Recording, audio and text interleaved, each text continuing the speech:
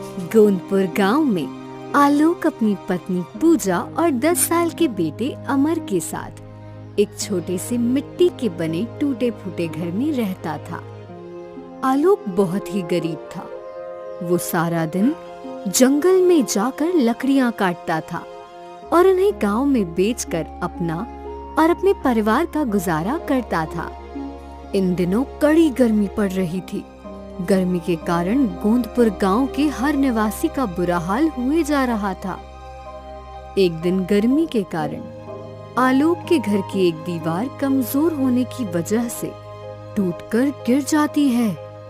ये देखकर पूजा और आलोक बहुत दुखी हो जाते हैं, क्योंकि अब सारी धूप उनके घर में आने लगी थी, जिसके चलते पूजा, आलोक और अमर का घर में बैठना दुश्वार हो चुका था। एक दिन दोपहर में, जी अब क्या करेंगे हम? हमारे घर की दीवार तो पूरी टूट चुकी है और पूरे घर में धूप आ रही है। हाँ पिताजी, घर में तो एक पल भी बैठा नहीं जा रहा। एक काम करते हैं, आज हम तीनों मिलकर ये दीवार फिर से बना लेते हैं। मिट्टी की दीवार कब तक बनाते रहेंगे हम? वो हर 2 महीने के अंदर गिर जाती है और हमारा ये घर भी कितना कमजोर हो चुका है। पता नहीं ये कब गिर जाए। तो क्या करें पूजा, दीवार तो बनानी ही होगी ना, वरना ऐसे गर्मी में कैसे रहेंगे हम? दिन में गर्मी, रात में गर्मी, ऐसे तो हम तीनों बीमार हो जाएंगे। पिताजी, मेरा दोस्त पीयूष है ना, उसके पिताजी ने घास का घर बनाया है और वो उसी में रहते हैं। यहाँ तक कि उन्होंने घास के तिनके से 4 घर बनाए हैं। एक घर में वो रहते हैं और बाकी के घर उन्होंने किराए से दे दिए हैं। घर के साथ साथ उनकी कमाई भी होती है। हम भी ऐसा कुछ करते हैं ना। और मैंने सुना है धूप में घास के ऊपर पानी डालने से वो घास एकदम ठंडी हो जाती है, जिसकी वजह से उस घास के घर के अंदर बहुत ठंडा लगता है। गर्मी बिल्कुल महसूस नहीं होती उसमें। क्या जी, हम भी ऐसे ही कुछ करते हैं ना। अगर हमारा भी घर घास का होगा तो कितना अच्छा होगा ना। और घास के लिए हमें कौन से पैसे देने होंगे? वो तो जंगल में ऐसे ही मिल जाती है। घास का घर कैसे बना सकते हैं हम? पिताजी, मैं आपको बताऊंगा कैसे बनाना है घर। चलिए, पहले हमें जंगल में जाकर घास ढूंढनी होगी। अमर के कहने पर तीनों उसी समय जंगल की ओर निकल पड़ते हैं। गर्मी के मौसम के कारण सारे पेड़ पौधे सूख चुके थे। जंगल में कहीं पर भी घास का नामो निशान नहीं था। हम तो कितनी दूर तक आ चुके हैं, पर यहाँ तो कहीं पर भी घास नहीं है। अब घास कहाँ से लाएंगे हम? बस पूजा, हम इससे आगे नहीं जा सकते। यहाँ से थोड़ी दूरी पर एक विशाल जंगल है। सुना है वहाँ बहुत से जंगली जानवर रहते हैं। वहाँ जाना हमारे लिए सुरक्षित नहीं होगा। क्या? जंगली जानवर? अरे बाप रे, नहीं जी, हम वहाँ नहीं जाएंगे। चलिए हम वापस घर चलते हैं। वैसे भी थोड़े समय में अंधेरा हो जाएगा। चलो अमर बेटा, हम घर चलते हैं। आलोक और पूजा जाने लगते हैं, पर अमर वहीं उदास खड़ा था। ये देखकर आलोक परेशान हो जाता है। अमर बेटा, चलो। अमर एकदम खामोश खड़ा रहा। तभी उसके पास पूजा आती है और धक्का देकर चलने का कहती है। चलो अमर, कहाँ खो गए? घास मिल जाती तो कितना अच्छा होता ना। तीनों जाने लगते हैं। तभी आलोक के मन में एक बात आती है। लगता है घास के ना मिलने से मेरा बच्चा उदास हो गया है। कितना दुखी लग रहा है ये। नहीं, मैं अपने बच्चे को दुखी नहीं देख सकता। पूजा, मैं क्या कहता हूँ, तुम और अमर घर चले जाओ। देखो अंधेरा भी होने वाला है और आज मैं लकड़ियाँ तोड़ने भी नहीं आया जंगल में, तो मैं यहाँ आ ही गया हूँ तो थोड़ी लकड़ियाँ तोड़ लेता हूँ। इन्हें बेचकर थोड़े पैसे मिल जाएंगे। तुम दोनों घर जाओ, मैं थोड़े समय में लकड़ियाँ लेकर आता हूँ। अरे आप कल आ जाना, अभी अंधेरा भी होने को आया है। रात हो गई है तो आप कैसे आओगे घर? पूजा, इस जंगल में मेरा रोज का आना जाना है, तुम चिंता मत करो, मैं जल्दी ही घर आ जाऊंगा। आलोक की ये बात सुनकर पूजा और अमर घर चले जाते हैं। इधर आलोक जंगल के गहरे हिस्से में चलते जाता है। मुझे तुरंत ही कहीं से भी घास ढूंढकर घर जाना होगा। आलोक उस जंगल के हर हिस्से से बखूबी वाकिफ था। उसे पता था जंगल के किस हिस्से पर खतरा है और किस हिस्से में नहीं।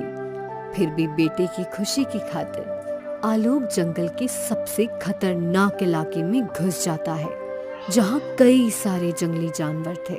आलोक उस जंगल में डर डर कर घूमता है, पर उसे वहाँ कहीं पर घास नहीं दिखाई देती। ये देखकर आलोक दुखी हो जाता है। इतनी दूर आने के बाद भी घास नहीं मिली। ये जंगल की सारी घास आखिर गायब कहाँ हो गई? एक घास तक नहीं है इस जंगल में। तभी एक जंगली हाथी आलोक के पीछे लग जाता है। आलोक उस हाथी को देखकर तेजी से जंगल की ओर दौड़ता जाता है। बाप रे, ये जंगली हाथी मेरे पीछे कैसे पड़ गया? अगर इसने मुझे पकड़ लिया तो मैं तो मारा जाऊंगा। कहाँ भागूं? आगे तो पूरा जंगल ही जंगल है। आलोक तेजी से भागता जाता है। तभी वो एक छोटे से घास के गड्ढे के अंदर गिर जाता है। घास में गिरते ही आलोक वहीं बेहोश हो जाता है। जब उसकी आंख खुलती है तो वो देखता है कि वो तो उसके घर के आंगन में उस घास के ऊपर पड़ा हुआ था और उसके पास पूजा और अमर दोनों खड़े उसे देख रहे थे। पूजा, भागो, वो हाथी आ जाएगा। हाथी आ जाएगा? ये क्या बोल रहे हो आप? आप अपने घर में हो। आलोक उठकर चारों ओर देखता है तो वो अपने गांव, अपने घर के आंगन में था। ये देखकर आलोक का सर चकराने लगता है। ये कैसे हो सकता है? पूजा, मैं जंगल में था और एक जंगली हाथी मेरे पीछे पड़ा था। मैं तेजी से भागा और इस घास के... अरे, ये घास यहाँ कैसे आ गई? ये तो जंगल में थी ना। पिताजी, आप यहाँ बेहोश पड़े थे और ये घास का गट्ठा आपके पास ही पड़ा हुआ था। ये कैसे संभव है? पूजा, मैं जंगल से यहाँ कैसे आ गया? मैंने तो इस घास को हाथ भी नहीं लगाया था। फिर मैं इस घास के साथ यहाँ कैसे? ये सब क्या हो रहा है? मेरी तो कुछ समझ में नहीं आ रहा है। थकान के कारण आपको कुछ समझा नहीं होगा और यहाँ आकर आप बेहोश हो गए होंगे और आपने ये सपना देखा होगा। चलिए अब अंदर हाथ मुंह धो लीजिए, थोड़ा अच्छा लगेगा आपको। पिताजी, इतने सी घास से घर कैसे बनेगा? ये तो बहुत ही कम घास है। बेटा, अभी तुम्हारे पिताजी बहुत थके हुए हैं, इस बारे में बाद में बात करते हैं। चलो, इस घास को अंदर लेकर चलो। तीनों अंदर चले जाते हैं और सो जाते हैं। देखते ही देखते सवेरा हो जाता है। तीनों जब अपने घर में देखते हैं तो वो छोटी सी घास पूरा घर भर कर घास हो गई थी। घर भर कर घास देखकर तीनों के होश उड़ जाते हैं। पूजा, ये इतनी सारी घास, ये कैसे? तभी उस घास से आवाज आती है, आलोक, इतना परेशान होने की जरूरत नहीं है। मैं एक जादुई घास हूँ। अब इस घास से अपने लिए कई सारे घर बना लो, क्योंकि मैं कभी खत्म नहीं होने वाली, ना कभी मुरझाने वाली हूँ। उस जंगल में उस जंगली हाथी से मैंने ही तुम्हें बचाया था। मैं कई बरसों से उस जंगल में पड़ी थी। कोई मुझे नहीं खा रहा था, ना मुझे कोई अपने साथ ले जा रहा था। पर जैसे ही तुम मेरे ऊपर आकर गिरे, मैंने झट से अपने जादू से तुम्हें वहां से गायब कर दिया। क्या? तुमने मुझे उस जंगली हाथी से बचाया था और तुम्हें यहाँ ले आई। ये बात सुनकर तीनों के होश उड़ जाते हैं। तभी वो तीनों मिलकर उस घास के 4 बड़ी बड़ी आलीशान घर बना लेते हैं। उस घास के घरों को देखकर गांव वाले हक्का बक्का रह जाते हैं। पिताजी, ये जादुई घास तो सच में बहुत कमाल की है। देखिए, हमारी तो 4-4 घर हो चुके हैं और ये घर कितने खूबसूरत दिख रहे हैं। अरे आलोक भाई, ये क्या? घास के घर? वाह वाह, ये घर तो कितने खूबसूरत लग रहे हैं। देखो जी, ये घास के घर कितने अच्छे हैं। और आपने वो कालू भाई का छोटा सा घर किराए से ले रखा है। न हवा आती है उसमें, न ठंडा लगता है।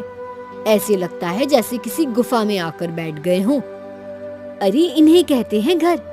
देखिए घास के बने होने के बाद भी ये घर कितने चमक रहे हैं। ये घर कैसे बनाया आपने आलोक भाई? रमेश भाई, बहुत मेहनत लगी है इस घर को बनाने में। दूर दराज एक जंगल में जाने के बाद हमें ये घास मिली थी। आलोक भाई, हमें ये घर रहने के लिए दीजिए ना। आपके तो 4 घर हैं, एक घर हमें दे दीजिए किराए से रहने के लिए। हम आपको उसके किराए के पैसे भी देंगे। हाँ आलोक भाई, मुझे भी एक घर दीजिए ना किराए से रहने के लिए। ठीक है ठीक है, एक घर का किराया 5,000 रुपए महीना लगेगा आपको। बोलो, मंजूर है? हाँ हाँ मंजूर है। अब आलोक तरुण, सविता, रमेश और एक गांव के व्यक्ति को अपने 3 जादुई घास से बने घर किराए से दे देता है, जिसके बाद वो तीनों परिवार आलोक के उन तीनों घरों में रहने लगते हैं। एक दिन रात में, देखा पिताजी, इसे कहते हैं दिमाग। मैंने आपको घास के घर बनाने का उपाय बताया और देखिए हमारे 4 घर बन चुके हैं और इसमें 3 घर किराए से भी दे दिए हैं हमने। जी अब तो हमारी सारी परेशानी दूर हो जाएगी। 15,000 रुपए महीना हमें घर के किराए का मिल रहा है। अब तो हमें कमाने की जरूरत ही नहीं है। अब तो हमारे पास पैसा ही पैसा आएगा। पूजा, अभी तो कुछ नहीं, अभी आगे आगे देखो, मैं इन जादुई घास से कई सारे घर बना लूंगा और कई सारे लोगों को अपने घर किराए से देकर हम तीनों आराम से बैठकर अपना जीवन बिताएंगे। देखते ही देखते कई दिन गुजर जाते हैं। आलोक अपनी जादुई घास से गांव में कई सारे घास के आलीशान घर बना लेता है और कई गांव वालों को वो घर किराए से देकर आराम से अपने परिवार के साथ अपना जीवन बिताने लगता है। बारिश, तूफान, आंधी से उन जादुई घास के घरों को कोई फर्क नहीं पड़ता था, क्योंकि वे घर एक जादुई घास के बने थे। यही चमत्कार देखकर सब गांव वाले हैरान थे। अब कुछ ही महीनों में आलोक उस गांव का सबसे अमीर आदमी बन जाता है, जिसके बाद आलोक, पूजा और अमर तीनों अपने हर ऐशो आराम और सपने को पूरा करने लगते हैं।